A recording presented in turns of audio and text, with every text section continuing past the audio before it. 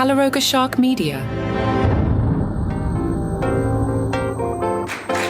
Hey there, I'm Johnny Mac with the Super Bowl preview edition of Daily Comedy News. Jimmy Fallon joked for all the players and coaches it's a dream come true to play in the Super Bowl, and for all the referees, it's a dream come true to see Patrick Mahomes in person. Fallon tagged it with, this year the Super Bowl will be watched in 180 countries. Well, 179 if we take over Canada by Saturday. Jimmy Kimmel's writer is not as good. Donald Trump will be at the game. This is fun. He said he's going to let Elon pick the winner this year. Kimmel again. I think the reason Trump's going to the Super Bowl is he can't stand to have one day where he's on TV less than Taylor Swift. The best joke came from Snoop Dogg at the NFL Honors. Bill Belichick was there with his 25-year-old girlfriend. Snoop said, I've been a football fan for a long, long time. I remember back when the Cowboys were good. I remember when the Chiefs were bad. And I remember, what was it? Bill Belichick's girlfriend wasn't even born yet. Nikki Glaser was at the NFL Honors. They asked her about Taylor Swift. I didn't talk to her because I just don't want to bother her. She's got enough going on. Everyone's trying to get a picture with her. I let her be. No, didn't even think about it. I know. I'm not doing it.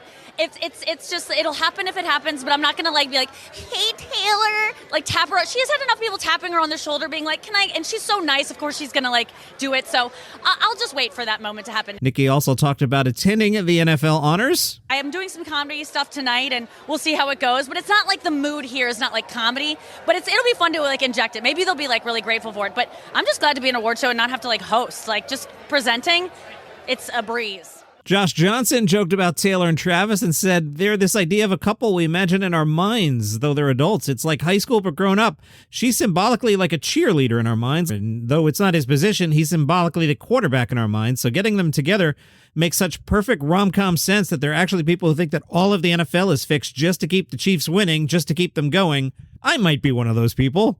There's always some suspect calls. Oh, holding. Yeah, I can't believe it. Oh, pass interference. First down Chiefs. It's funny how that happened.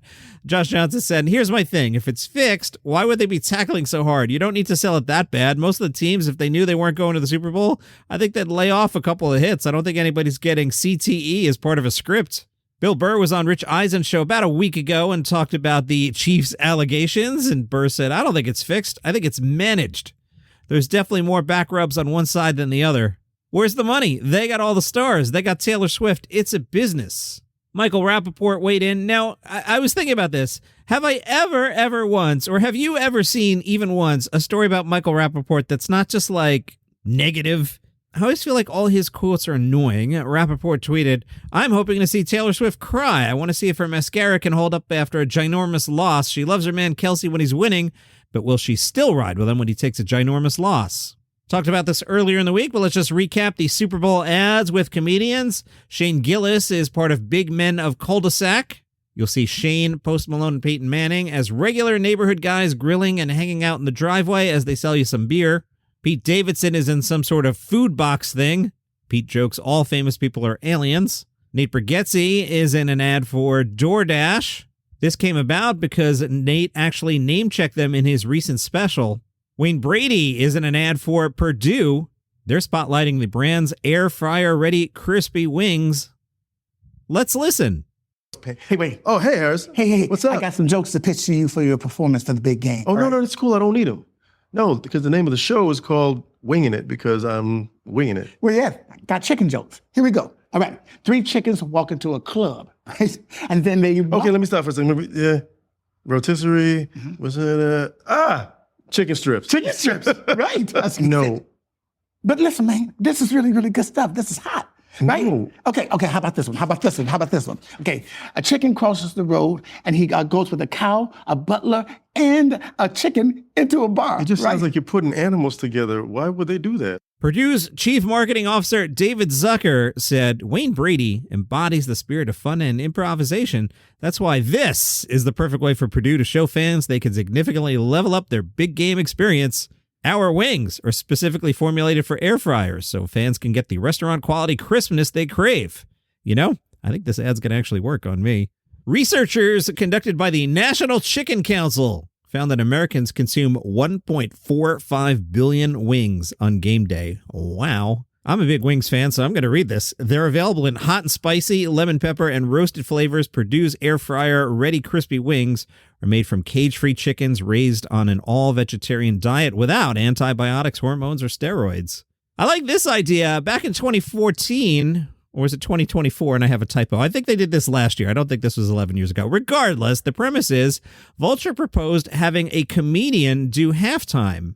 They just pointed out the number of comedians capable of selling out Madison Square Garden. They listed Chris Rock, Eddie Izzard, Kevin Hart, Aziz, Russell Peters, Gabe Iglesias, CK, Burr, Gaffigan, Amy, Sebastian, the Impractical Jokers. Hey, welcome to Super Bowl halftime. It's the Impractical Jokers. I don't see that happening. Rogan, Trevor, Mulaney, Joe Coy, Dave Chappelle, Andrew Schultz, and Tony Hinchcliffe. Ladies and gentlemen, welcome to the Super Bowl. Here's Tony Hinchcliffe.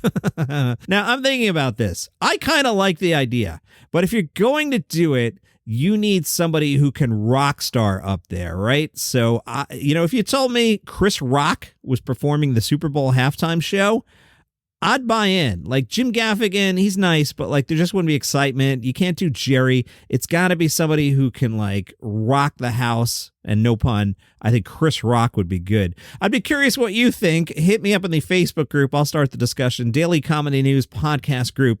But if a comedian played Super Bowl halftime, who would be a good choice? Great topic, Vulture. Jeff Ross talked to the New York Post about roasts. He's down in New Orleans doing press for the Super Bowl. He said the secret sauce about roasts is you have to love them. We only roast the ones we love. If I don't mention you, I ignore you. That's the ultimate. That means I don't like you.